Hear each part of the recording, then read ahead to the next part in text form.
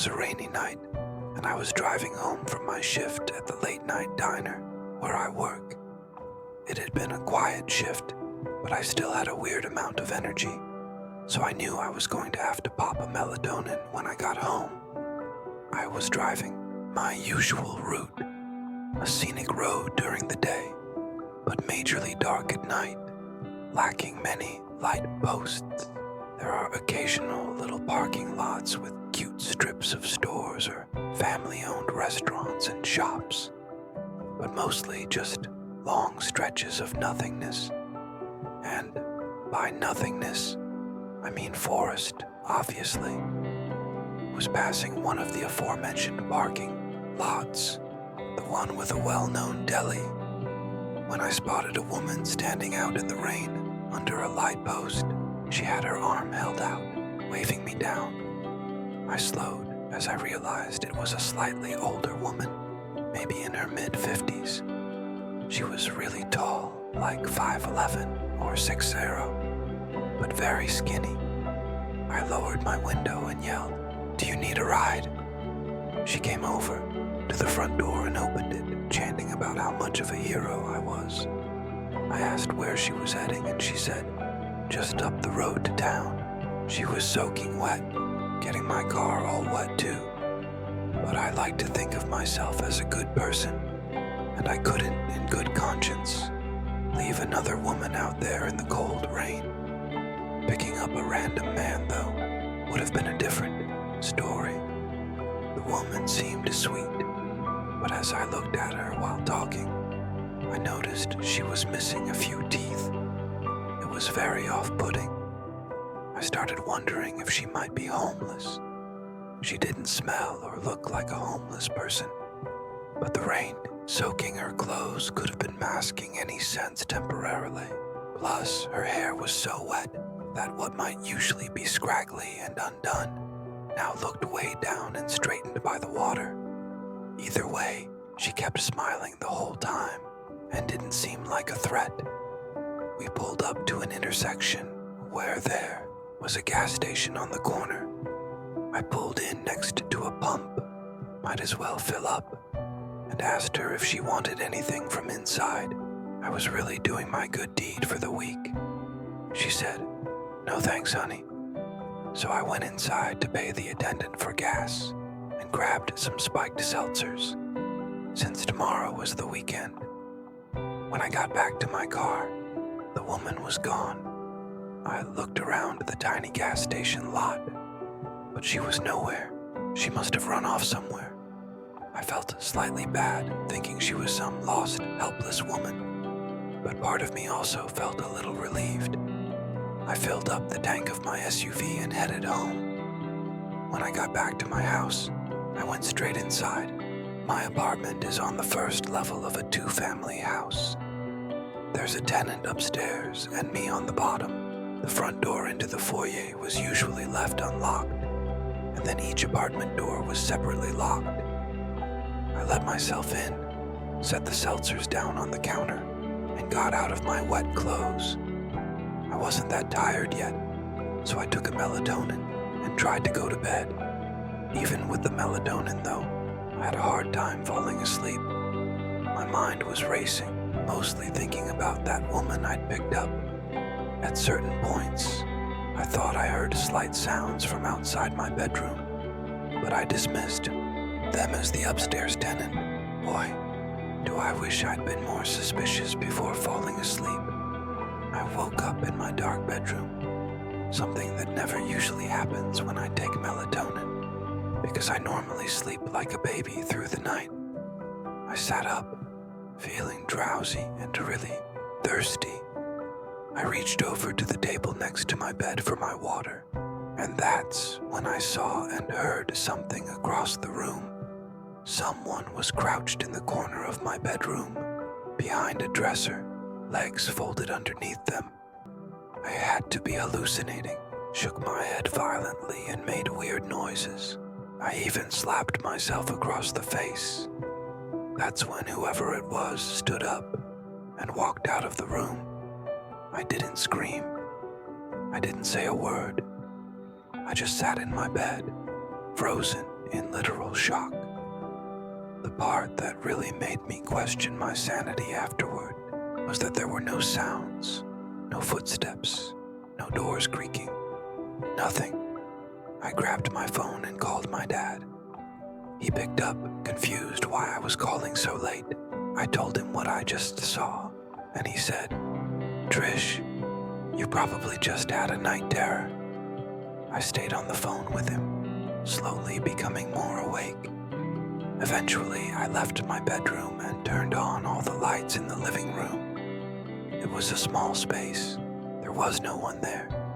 I checked the entire apartment. No one. I started to believe maybe I had hallucinated it after all. Still, I slept with my bedroom door locked that night.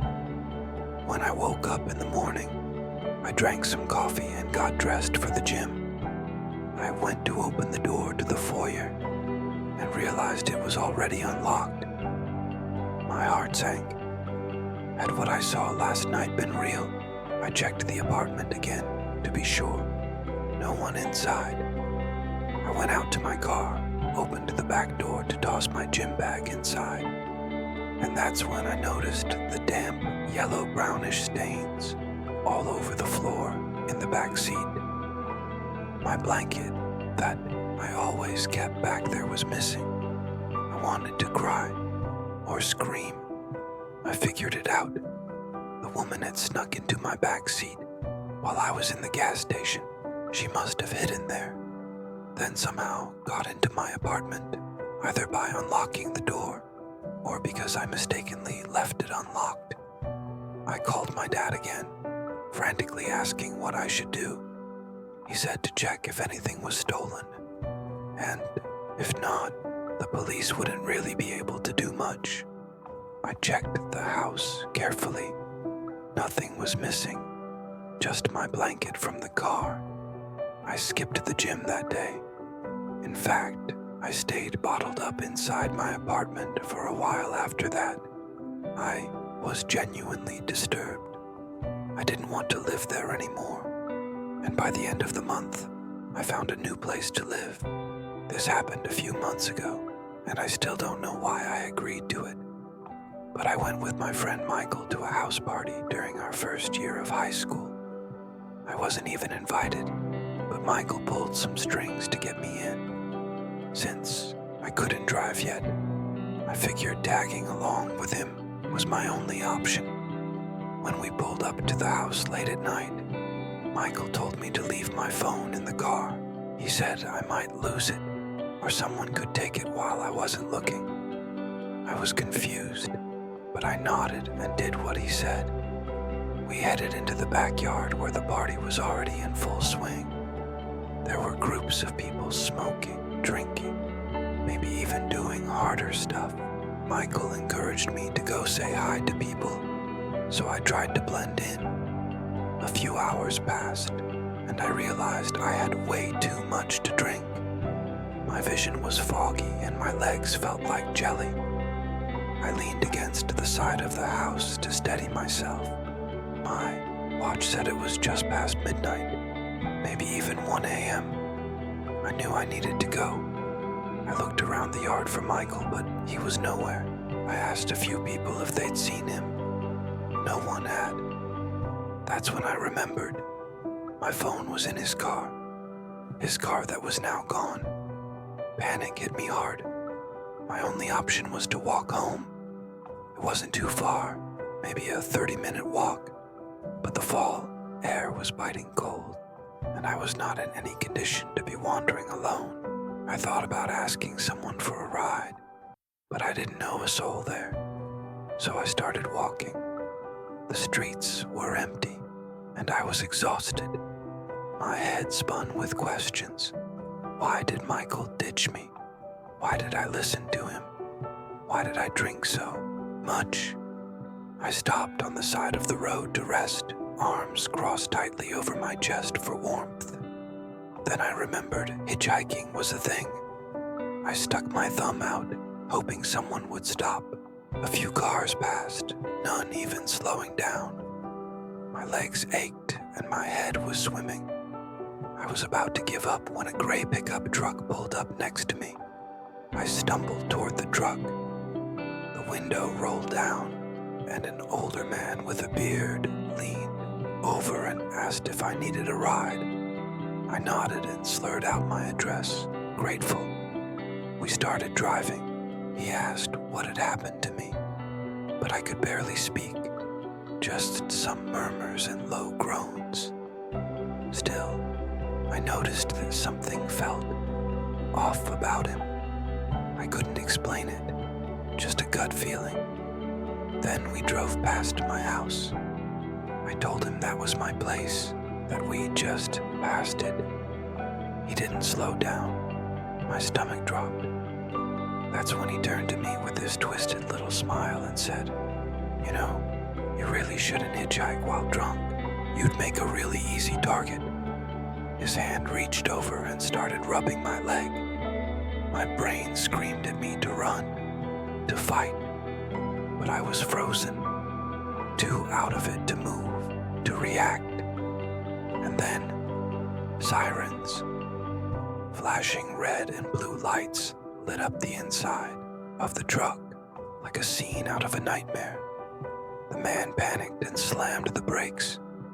The doors unlocked. I didn't wait. I threw the door open and bolted. A police officer rushed toward me, and I practically collapsed into him, spilling everything that had just happened. Turns out the guy in the truck was already wanted for stealing from a local store. I got unbelievably lucky. The cop gave me a ride home, and I swore to myself that night I'd never let something like that happen again. No more getting too drunk to think. No more ditching my phone. No more relying on people like Michael. That night changed how I look at everything, especially trust.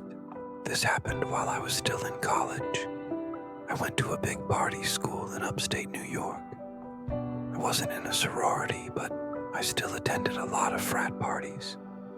I went through a heavy drinking phase in college, unfortunately. But I guess it's good that I got it out of my system. There was an upcoming frat party that my friends, Deanna and Kayla, wanted to go to. I was never one to say no to a party unless I was deathly hungover.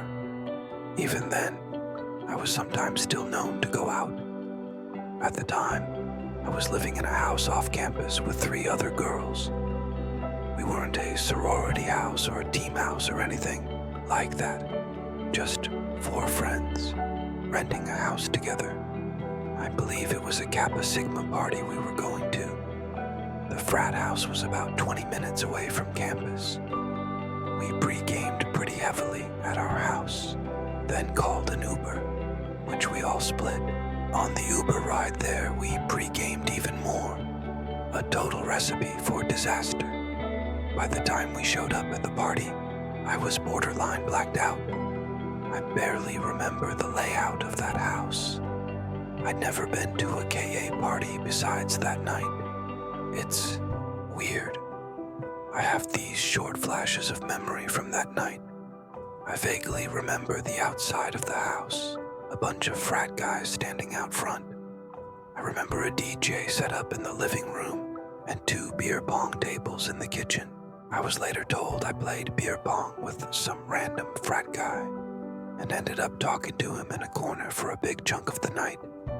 But after that, no one knows where I went. I couldn't even tell you the last thing I remember before waking up on the grass on the side of a road. In a daze, my head was throbbing. I had to still be somewhat intoxicated. It was pitch black outside. I was lying by a bunch of trees, some kind of wooded area far from the university. There wasn't much up that way besides forest and the occasional small town. There were a couple of light posts down the road, so I wasn't in complete darkness. Patted down my pockets, looking for my phone, and had a meltdown when I realized they were empty. I was also missing my crossbody bag. I had absolutely nothing on me. I started to panic. I couldn't even call for help, let alone check the time or figure out where I was. I looked around the area where I had been lying. Nothing. My white shirt was stained with dirt, but that was the least of my concerns. I started walking toward the light posts. That's when I realized there were no buildings in sight. I was on some random back road. I leaned on the nearest light post for a few minutes, trying to figure out what to do. I decided I'd wait for someone to pass by and ask for help. It took a while, at least 15 minutes, before I saw headlights coming down the road. I stepped into view, waving my arms and jumping, trying to get their attention. The car pulled over and stopped. I approached, and the driver rolled down the window. He asked if I was all right. I told him I was stranded without a phone and needed a ride home. He told me to get in, and I did, making sure to let him know how much I appreciated it. Of course, he asked what happened. I told him I'd been at a party, and the next thing I remembered was waking up on the side of the road. In hindsight, I should not have told him any of that. I should have been as vague as possible and not let him know I was vulnerable. He asked why I didn't call for help, and I told him I lost my phone. He looked at me like I was an idiot. That's when I really looked at him for the first time. He looked about 35. He wasn't the best-looking guy. Thin goatee, big nose. I gave him my address, and he put it into his phone. Then I heard him mutter, under his breath, "Okay, here we go." I asked how far away it was, and he said, "About 20 minutes. That sounded about right, since the frat house was roughly that far from our house. I thought things would go smoothly. I'd be dropped off, and Kayla and Deanna would be there with my stuff. But of course, it didn't go that smoothly. The guy spoke in a gentle, almost whispery voice the whole time. At first, it was just basic small talk, but something about how soft his voice was felt off. Like, why was he whispering? We kept driving and driving. It felt like it had been over 20 minutes, and we were still on the same road. Just trees everywhere. I started to get uneasy. I asked how much further we had to go. He didn't respond right away. "Sir," I said again. He replied. I repeated the question. "Not far," he said in that same soft tone. This wasn't right. Our house was in town, and we were nowhere near it. I noticed him looking at me out of the corner of my eye. He kept turning his whole head to stare at me for several seconds before turning back to the road. I started to feel sick. I asked if he was sure he put in the right address. He said yes. Then suddenly he asked, "What color underwear are you wearing?" as he placed his hand on my knee and started rubbing it. I moved my leg away and pleaded, "Please don't hurt me. I just want to get home safe." He said, "Why would I hurt you?" Right after that, he pulled onto the grass on the side of the road and put the car in park. He leaned toward me, like he was about to grab me or put his arms around me, but I didn't let him. I opened the door and bolted into the woods. Thankfully, I was wearing my Air Forces, so I didn't have a hard time running. I ran just far enough to get out of his line of sight. When I could no longer see the headlights, I stopped and crouched. Then I heard him. He raised his voice for the first time and yelled into the woods, "Where are you at? I just want to lick your..." I slapped my hands over my mouth to muffle both my breath and my scream. I was frozen in place, terrified. Eventually, I heard a car door slam and the sound of the engine speeding off. I waited several more minutes before walking back to the edge of the road. He was gone. I didn't want to risk running into him again, but I still needed help.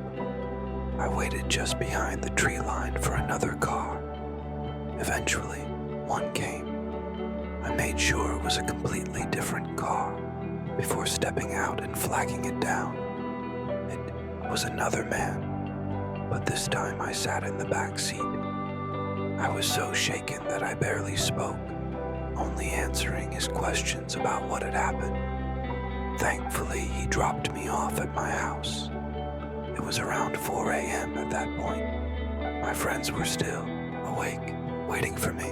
They had my phone and my bag, and were about to call the police if I didn't show up by morning. No one had any clue who I left with or how I ended up on the side of the road. The frat guy I'd been talking to claimed he wasn't the one who left with me. In fact, there's no solid proof that I even left with anyone. And that's what's so terrifying. There's no explanation for how I ended up there. After that night, I cut back heavily on drinking. I never want to be in a situation again where I'm so out of it that I have to hitchhike just to get home. Out of the dark forest, I was hitchhiking from Leafy, Germany to Paris. He was a French man, a somewhat dirty and unshaven driver, small and shabby. He agreed to give me a ride to Paris where I needed to pick up my paintings from an exhibition I had there. It was October. I was 29 years old and he seemed about the same age. He spoke broken English. I spoke no French at all. I really didn't have a clue who this guy was. The day was mild, sunny, and blue. A warm and comfortable French day. A great day to hitchhike. It was around 4:30 p.m. when I met him at a gas station somewhere in France. I hopped into his little old car, happy to have scored a ride. We drove off toward Paris on the main highway. After some small talk, mainly about where I was from, he reached over my lap and opened the glove compartment. He pulled out what looked like a bunch of passports. They were passports. He handed me all four. The first pretty girl was, he said, his girlfriend who died falling off the back of his motorcycle. The second, his girlfriend who died in a car crash. The third girlfriend died from a brain tumor. The fourth fell off a horse. I'm such an unlucky man, he said. I agreed he was unlucky. The uneasiness started then, and only grew as the miles rolled on. He was in possession of 4 young women's passports. Soon after showing me the passports, the man said he wanted to take a shortcut to Paris. It wasn't really a question. Excellent, I thought. Get me out of here ASAP. I assumed we would cut through some charming French villages on secondary roads, past houses and farms. But no.